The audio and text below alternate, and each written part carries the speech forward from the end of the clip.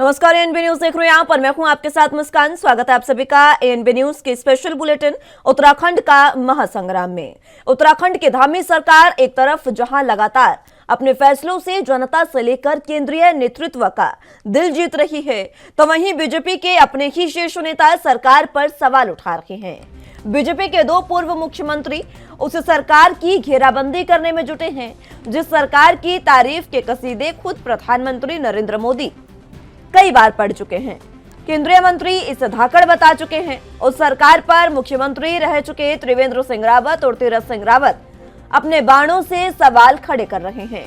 पूर्व सीएम तीरथ सिंह रावत का बयान सोशल मीडिया पर खूब वायरल हो रहा है, जिसमें वो उत्तराखंड में कमीशनखोरी की प्रथा जारी होने की बात कह रहे हैं। पूर्व मुख्यमंत्री त्रिवेंद्र सिंह रावत का भी एक बयान सामने आया है, जिसमें उन्होंने कहा कि स्मार्ट सिटी उनके कार्यकाल में देश में 9वें स्थान पर था, लेकिन आज जो हो रहा है उससे सरकार की छवि खराब हो रही है। दोनों ही नेता सरकार को घेरते हुए नजर आ रहे हैं।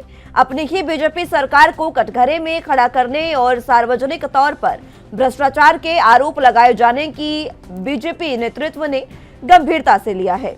खबरें ये भी है कि बीजेपी नेतृत्व पूर्व सीएम को दिल्ली तलब कर चुका है। उत्तराखंड के दो पूर्व मुख्यमंत्रियों तीरथ सिंह रावत और त्रिवेंद्र सिंह रावत के बयानों के बाद बीजेपी काफी असमंजस की स्थिति में नजर आ रही है। तो वहीं विपक्षी कांग्रेस लगातार इस मुद्दे पर बीजेपी और प्रदेश सरकार पर हमलावर है। कांग्रेस का कहना है कि बीजेपी में भूचाल आ गया है, बीजेपी की गुटबाजी बाहर आ रही है। बीजेपी के नेता खुद ही गुटबाजी के चलते वर्तमान सीएम को पूर्व सीएम बनाना चाह रहे हैं। गुटबाजी और एक दूसरे को घेरने की साजिश हर पार्टी में होती है, लेकिन धामी सरकार पर उंगली उठाने वाले बीजेपी के दिग्गज शायद ये भूल चुके हैं कि काम बोलता है, और इसी की बदौलत उत्तराखंड में बीजेपी की सरकार रिपीट हुई है। धामी ने इतिहास बदला, इसलिए धामी को केंद्रीय नेतृत्व द्वारा धाकड़ के लकब से नवाजा जा चुका है। अब देखने वाली बात यह होगी कि अपने ही लोगों से असहज हुई बीजेपी कांग्रेस को बोलने का मौका देने वाले दो पूर्व सीएम त्रिवेंद्र और तीरथ से कैसे निपटेगी।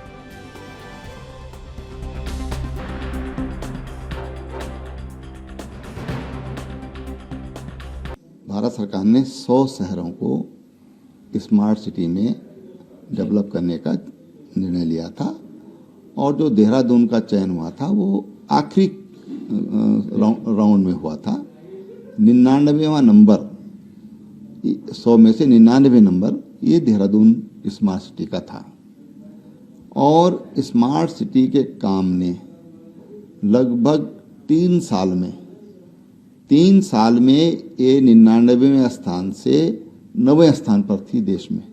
बहुत बेहतर काम चल रहा था, और जो उस राउंड का जो चयन था उसमें नंबर 1 पे देहरादून का काम चल रहा था। ये दुर्भाग्यपूर्ण है कि जो आज जिस तरह की आवाज़ें उठ रही हैं, जिस तरह का दिख रहा है, वास्तव में वो स्मार्ट सिटी की जो परिकल्पना थी उससे दूर लगता है। ये कहाँ इसमें त्रुटि हुई, क्यों ऐसा हुआ, ये एक चिंता का विषय है।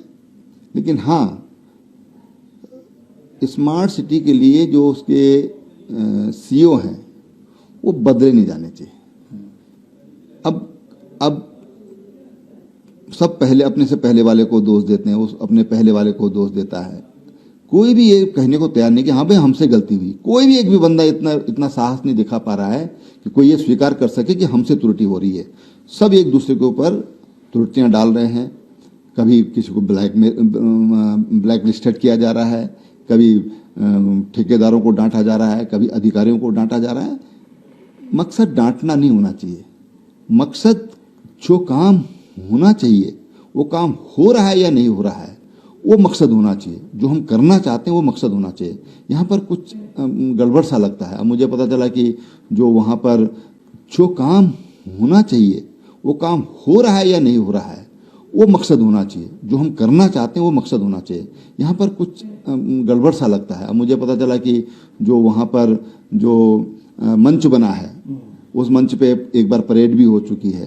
अब पता चला कि उस मंच को भी वहाँ से हटाने की तैयारी हो रही है। तो आप ईंट इधर से उधर से बदल करके स्मार्ट नहीं कर सकते हो। जब एक बार एक मास्टर प्लान बना, कहाँ पर क्या होगा वो फाइनल हो गया, फिर इस तरह की कार्रवाई हो रही है, उचित नहीं है। उससे सरकार की भी बदनामी होती है और जो भारत सरकार का जो सपना था, माननीय प्रधानमंत्री जी का सपना था कि हम 100 स्मार्ट सिटी देश के अंदर बनाएंगे, वो सपने से भी हम दूर होते चले जाएंगे। आज बहुत जगह बताते हैं साहब, कहीं भी हो तो बिना परसेंटेज के होता नहीं। और मैं कभी एक बार मैंने कहा था, भले आज मुझे कहना नहीं चाहिए कि मैं तो मुख्यमंत्री जी पद पे रहा हूँ, आज इस पद पर भी हूँ और सरकार भी है, लेकिन मुझे कहने में कोई हिचक नहीं होती।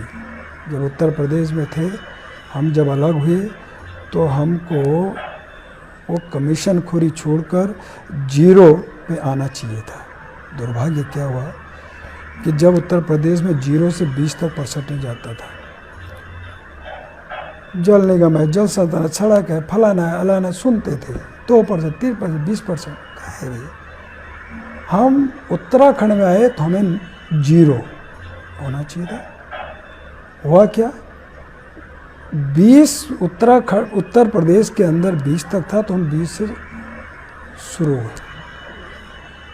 ये दुर्भाग्य रहा।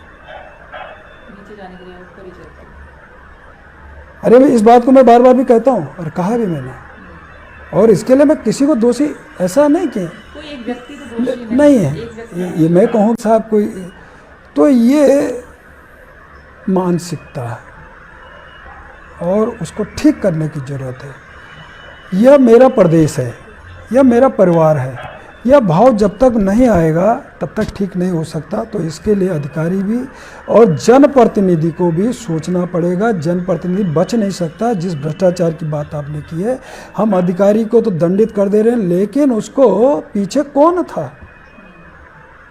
जनप्रतिनिधि। तो जनप्रतिनिधि और अधिकारी, तो ये दोनों ही उतने दोषी हैं जितना एक बराबर। आप कह रहे हैं थोड़ा उथल पुथल, ये उथल पुथल तो पहले से है, भूचाल आया हुआ है। और ये भूचाल जो है ना, ये हम वैसे भी सीस्मिक जोन में रहते हैं, तो हमारे को ये जो वाइब्रेशन है ये पहले भी पता चल रहे थे। भारतीय जनता पार्टी में जितनी गुटबाजी है, अब वो खुल के बाहर आ रहे हैं। आप जानते हैं ना, फोड़े फुंसियां जब बाहर निकल के आते हैं तो बीमारी का तब पता चलता है।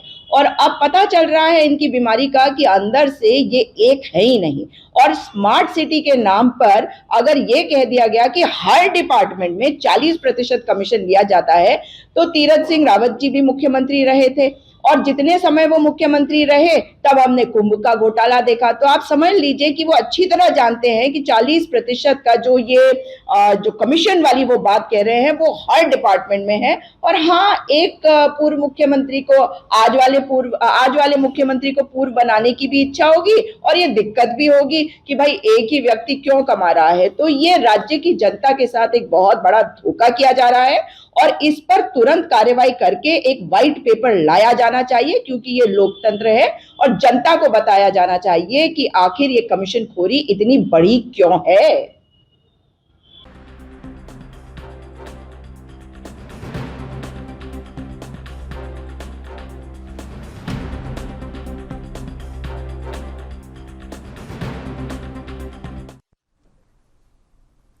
तो सूबे में जिस तरीके से पूर्व 2 मुख्यमंत्री जो रह चुके हैं, वो अब वर्तमान मुख्यमंत्री पर लगातार आरोप प्रत्यारोप कस रहे हैं, लगातार तंज कस रखे हैं और इसको अब आलाकमान ने पूरे तरीके से गंभीरता से लिया है और दोनों ही पूर्व मुख्यमंत्रियों को कल ही दिल्ली तलब कर लिया जा चुका है। जबकि कांग्रेस इस पर यह कह रही है कि अब बीजेपी में जो बगावत है वो पूरे सिरे से जो नकारती थी बीजेपी, वो बगावत अब सबके सामने आ रही है। इसी पर चर्चा की शुरुआत कर लेते हैं। तमाम गेस्ट हमारे साथ मौजूद हैं, उनका तारुफ आपसे करवा देते हैं। सुनीता विद्यार्थी जी प्रवक्ता बीजेपी से हमारे साथ मौजूद हैं, सूरज सिंह नेगी जी प्रवक्ता कांग्रेस से हमारे साथ मौजूद हैं और विश्वजीत नेगी जी वरिष्ठ पत्रकार के रूप में हमारे साथ मौजूद हैं। आप सभी का बहुत स्वागत है एनबी न्यूज पर।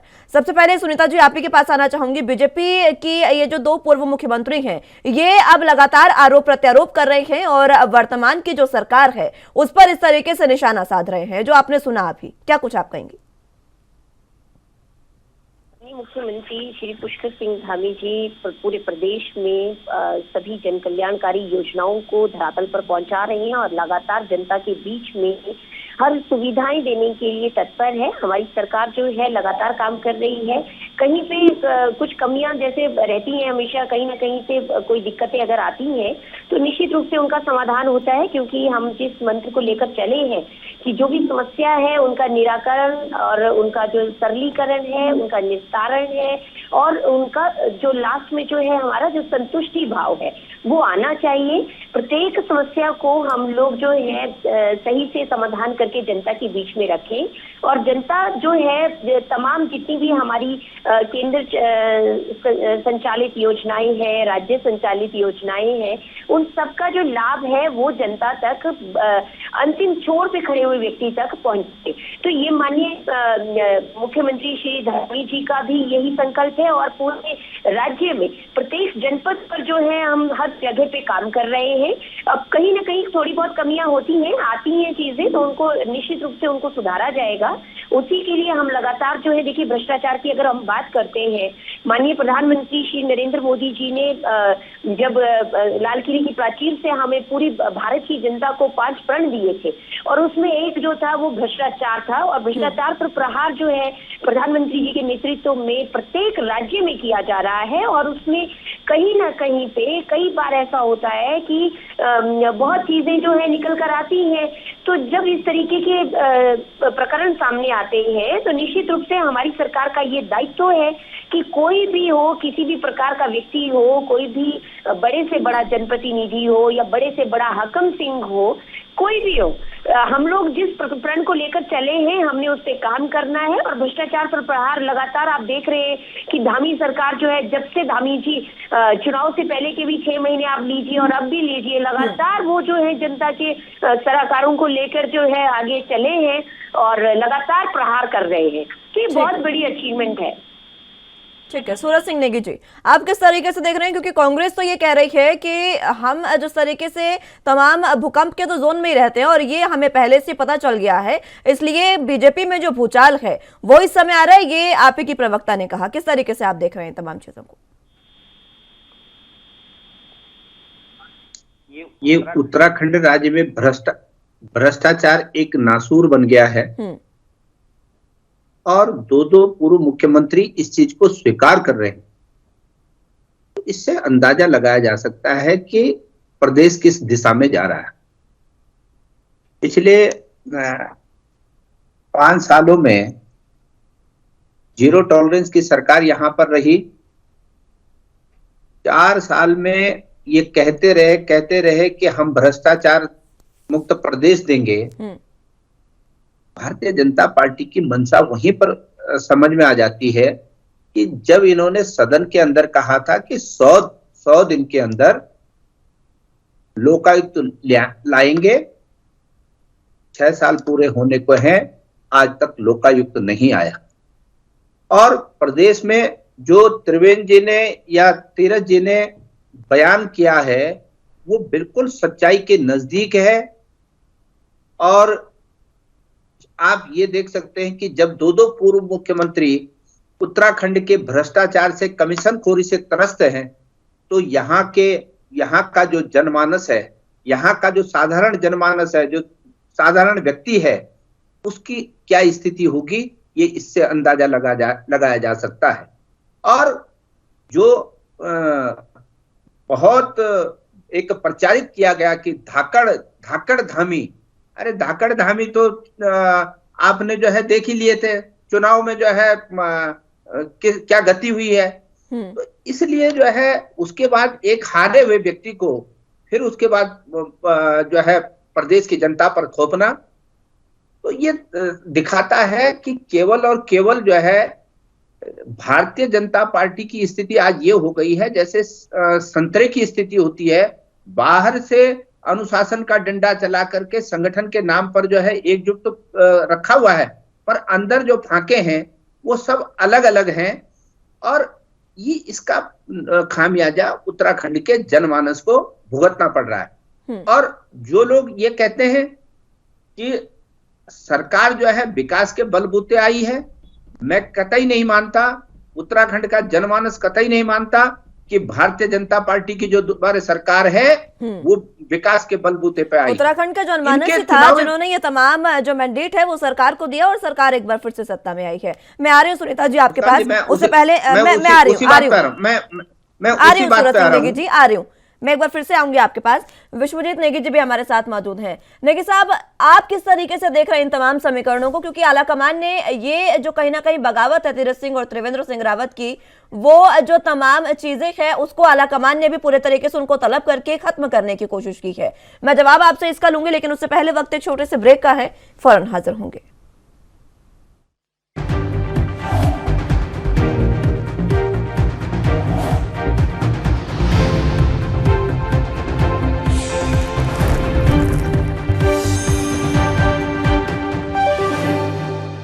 ब्रेक के बाद एक बार फिर से स्वागत है आप सभी का उत्तराखंड के महासंग्राम में। तो चर्चा की शुरुआत एक बार फिर से कर लेते हैं।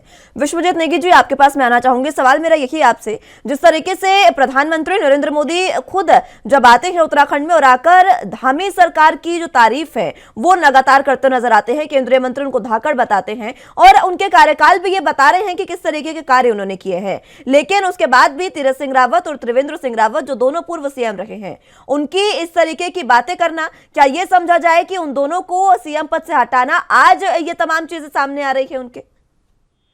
देखिए मुस्कान, ये तो सब जाहिर होता है कि कोई भी आदमी अगर अपने पद से हट जाता है तो उसको, जब वो पद पे बैठा होता है उसको कमियां नहीं दिखाई देती, लेकिन पद से हटने के बाद सारी कमियां नजर आती हैं। और वही इस समय उत्तराखंड में हो रहा है। दोनों मुख्यमंत्रियों के जो बयान हैं कि जिस तरीके से त्रिवेंद्र सिंह रावत जी ने स्मार्ट सिटी को लेकर के बात कही और तीरथ जी ने कमीशन को लेकर के बात की। मैं मुस्कान एक बात और जोड़ना चाहूँगा। विधानसभा में आज ही प्रदेश के मंत्री प्रेमचंद अग्रवाल जी से पत्रकारों ने स्मार्ट सिटी को लेकर के सवाल पूछा और दोनों मंत्रियों, पूर्व मुख्यमंत्रियों की बातों को भी रखा। तो मंत्री जी का सिर्फ ये कहना था कि जरूर सरकार में कहीं ना कहीं कुछ कमियां रहेंगी, क्योंकि वही अधिकारी उस समय भी काम कर रहे थे, वही अधिकारी अभी भी काम कर रहे हैं। लेकिन आरोप लगाना कोई सही नहीं है। भारतीय जनता पार्टी की सरकार पहले भी थी, भारतीय जनता पार्टी की सरकार आज भी है। और मंत्री जी का ये भी कहना था कि हम लोग प्रयास कर रहे हैं कि स्मार्ट सिटी में जो कमियां रह गई हो उनको दूर किया जाए। तो कहीं ना कहीं मैं इस बात को जरूर कहूँगा कि इतनी बात ज्यादा नहीं है, जिस बात को इतना सारा बढ़ा चढ़ा करके प्रस्तुत किया जा रहा है, चाहे वो मीडिया के लोग हो, हम लोग भी इस चीज़ को बहुत ज़्यादा आगे बढ़ा रहे हैं। और विपक्ष तो इस चीज़ को आगे बढ़ाएगा ही, वो जरूर कहेगा। लेकिन कहीं ना कहीं ये आपसी जो खींचातानी भारतीय जनता पार्टी के अंदर चल रही है, ये उसका नतीजा है। ठीक है। सुनीता जी, नेगी साहब कह रहे हैं कि आपसी जो पार्टी के अंदर खींचतान चल रही है उसका ये नतीजा वो बता रहे हैं, लेकिन जिस तरीके से सीएम के कार्य हैं उसके बावजूद इस तरीके से सवाल उठाना, आप ये तमाम चीजें किस तरीके से देख रहे हैं? देखिए मुस्कान जी, माननीय मुख्यमंत्री श्री पुष्कर सिंह धामी जी के नेतृत्व में प्रदेश सरकार जो है विभिन्न जन कल्याणकारी योजनाओं के माध्यम से अंत्योदय के सपने को साकार कर रही है प्रदेश में। और हमने जैसे पहले भी कहा, कोई खींचतानी नहीं है, कोई भी इस चीज को इस तरीके से ना देखे। देखिए कई बार क्या होता है कि हमारे बड़े लोग ही हमारा मार्गदर्शन करते हैं, और अगर हम उसको पॉजिटिव वे में लेके अपने काम पे ध्यान दें, जो हमारा मुख्य कर्म है, जिसके लिए हम लोगों ने जो सरकार जो है जनता ने विश्वास जताया है, अगर हम उन कामों को अच्छे से करके दें तो निश्चित रूप से सुधार होते हैं।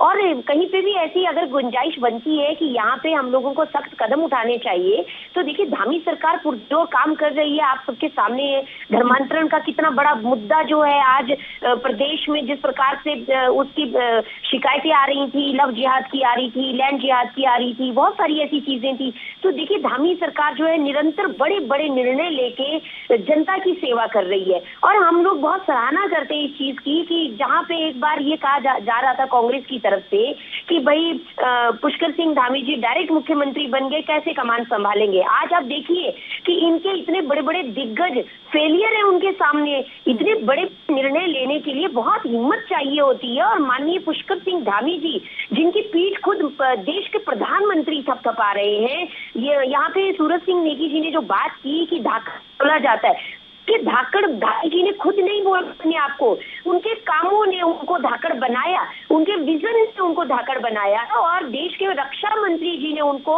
धाकड़ उपाधि दी है। तो निश्चित रूप से उन्होंने उस विजन को सामने रखा, प्रदेश के बेहतरी के लिए, प्रदेश की प्रगति के लिए जिस प्रकार से वो रात दिन काम कर रहे हैं, हमें धामी जी की सराहना करनी चाहिए। और अगर किसी प्रकार की कहीं पे ऐसे इनपुट्स आते हैं तो निश्चित रूप से उसमें पार्टी फोरम है, वहां पे अपनी बात रखी जाती है और अपने घर की बात है, कहीं पे छोटी मोटी चीजें चलती रहती हैं, ये बहुत बड़ा मुद्दा नहीं है।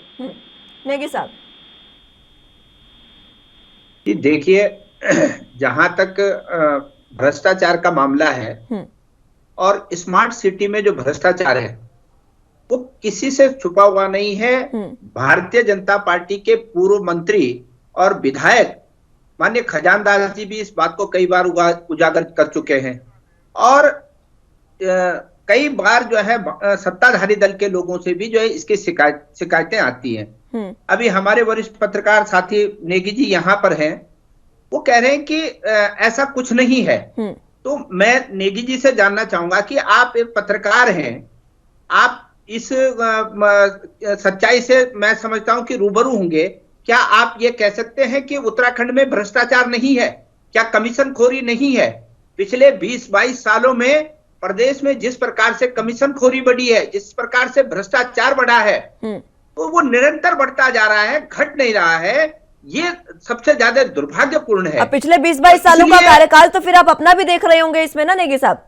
नहीं, निश्चित तौर पर मेरा कहना जो है कि ये जो भ्रष्टाचार है, ये कमीशन खोरी जो है प्रदेश में, ये बढ़ रही है पर घट नहीं रही है। और पिछले 6 सालों में देखिए एक होता है अल्पमत की सरकार चलाना, एक होता है प्रचंड बहुमत की सरकार चलाना।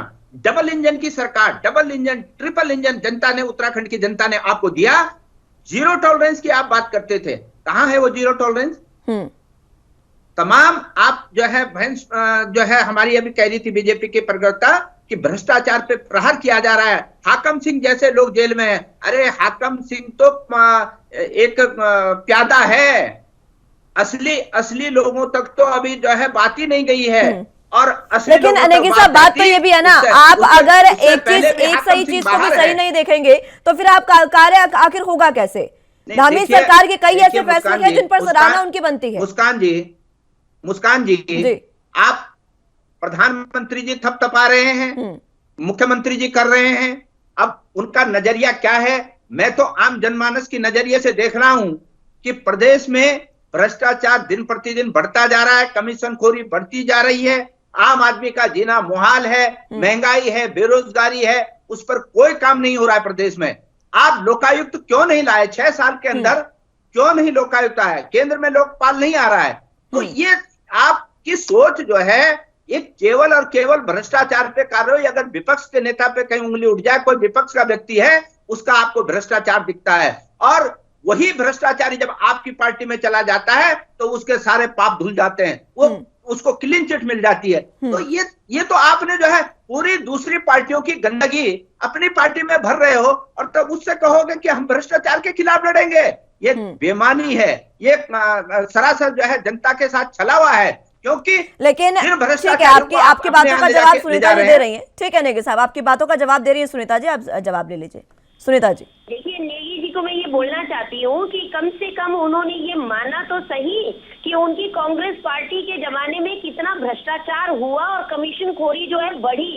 यहाँ पे जिस प्रकार से पूर्व मुख्यमंत्री श्री तीरथ सिंह रावत जी ने बात कही कि उत्तर प्रदेश में जब हम लोग होते थे तब ये वहाँ का पैटर्न होता था, क्योंकि सरकार थी।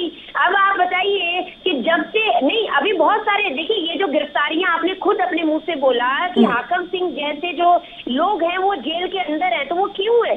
जब हमने भ्रष्टाचार पे कड़ा प्रहार किया, हमारी सर्जिकल स्ट्राइक हुई, तो देखिए बिलों से तिल मिला के बाहर निकल रहे हैं। अब ये कह रहे हैं कि आपकी पार्टी में जाके सारे पाप धुल जाते हैं। अरे भाई, आपने कितने लोगों को शामिल कराया, जरा उनका एक गुण बता दीजिए। ये जिनके घर खुद शीशे के होते हैं वो पत्थर नहीं मारा करते, पहली बात। और दूसरी बात, आरोप लगाने से पहले ये सोच लीजिए करें कि आप कितने पानी में हैं। दूसरों पे लांछन लगाना, आरोप लगाना आप लोगों को बहुत अच्छा लगता है, लेकिन ये नहीं देखते कि हमारी कमीज तो ज्यादा काली है। वहां तो हम लोग तो काम भी कर रहे हैं, आपने तो कभी नहीं किया। आपको हमने जब कुंजवाल जी की बात कही तो आपने कहा कि हमारे लोग क्या, हमारे रिश्तेदार बेरोजगार नहीं है। आपने सीधा सीधा बोला हमारा विशेषाधिकार है। फिर आपने जब आप फंस गए तो आपने बोला कि भाई उनको सजा मिल गई। सजा किस चीज की मिली? अगर जनता आपको हराती है तो वो सजा होती है, वो तो आपके कुकर्मों का फल है। अरे सजा होती है अगर आप जेल में होते हैं। आप दीजिए ना सजा। ठीक है, चलिए ठीक है नेगी साहब, सुनीता जी ठीक है, मैं लौटूंगी आप दोनों के पास एक बार फिर से। ठीक है नेगी साहब। विश्वजीत जी, जिस तरीके से अगर धामी सरकार के फैसलों को देखें तो जब पेपर लीक का मसला था उसमें यूके और यूकेपीएससी का जो तमाम मसला था उसको भी सुलझाया गया, और धामी सरकार ने उस समय वो मसला था जब अपनी ही सरकार में अपने अधिकारियों पर कार्रवाई भी करते हुए नजर आए थे। और जब बात आती है रेखा आर्य की तो उस समय भी तमाम चीजें, जब बात थी ब्यूरोक्रेट्स की, उस समय भी उन्होंने इस तरीके की कार्रवाई की है। इस तरीके के फैसले जब धामी सरकार ले रहे हैं तो तीरथ सिंह रावत और त्रिवेंद्र सिंह रावत उन्हीं पर अगर इस तरीके के जब आरोप लगाते हैं तो क्या ये माना जाए कि जब उनको पद से हटाया गया था उस समय की टीस जो है आज वो इन बयानों के जरिए निकाल रहे हैं? देखिए मुस्कान, मैं पहले कांग्रेस के प्रवक्ता ने एक बात मुझको कही है कि भ्रष्टाचार दिखाई नहीं दे रहा। देखिए भ्रष्टाचार जब आपकी सरकार थी तो चरम सीमा पर था। उस पर अगर आप मुझे कहेंगे तो मैं बहुत बड़ी डिबेट में कभी फिर चर्चा करेंगे। मैं इतना जरूर कहना चाहूँगा कि दोनों मुख्यमंत्रियों ने जिस तरीके से भ्रष्टाचार की बात कही है और तीरथ सिंह रावत जी ने जिस तरीके से कमीशन की बात की है, पुष्कर सिंह धामी का एक बहुत अच्छा बयान उसमें आया था। तो उन्होंने ये कहा था कि अगर भ्रष्टाचार हो रहा है तो मुझे बताया जाए किस विभाग में हो रहा है ताकि मैं उस पर पूर्ण रूप से कार्रवाई कर सकूं। ये एक अच्छा संदेश जाता है। हम ये नहीं कह रहे कि भ्रष्टाचार नहीं हो रहा, भ्रष्टाचार हो रहा है, लेकिन भ्रष्टाचार की परिभाषा अलग अलग सरकारों में अलग अलग तरीके से गढ़ी जाती है। जैसे कांग्रेस के समय में भ्रष्टाचार होता था वो उस समय वो अच्छा काम बताया जाता कि अच्छा हो रहा है, लेकिन भाजपा की सरकार जब आ गई तो उसमें भ्रष्टाचार हो रहा है तो कांग्रेस के लोगों को परेशानी हो जाती है। और उसी तरीके से जब कांग्रेस में भ्रष्टाचार हो रहा था तो भाजपा के लोगों को भी परेशानी हो जाती थी।